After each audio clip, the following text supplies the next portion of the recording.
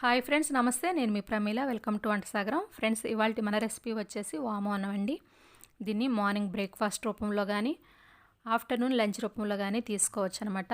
ఆరోగ్యానికి చాలా మంచిదండి.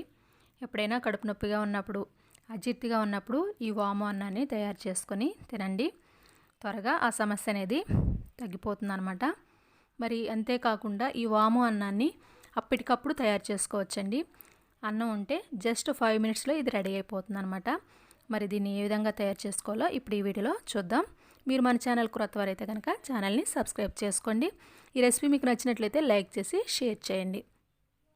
ఈ వాము రైస్ తయారు చేసుకోవడానికి స్టవ్ మీద ఒక పాత్ర పెట్టుకొని దానిలో 1 టీ స్పూన్ ఆయిల్ని యాడ్ చేసుకోండి. ఆయిల్ హీట్ ఎక్కిన తర్వాత 2 టీ స్పూన్ల తాలింపు గింజల్ని యాడ్ చేసుకోండి.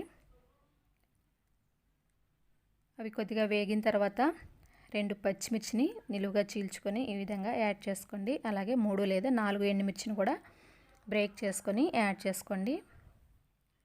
ఇవన్నీ వేగిన తర్వాత వాముని 2 టీ స్పూన్ల వరకు యాడ్ చేసుకొని ఫ్రై చేసుకోండి.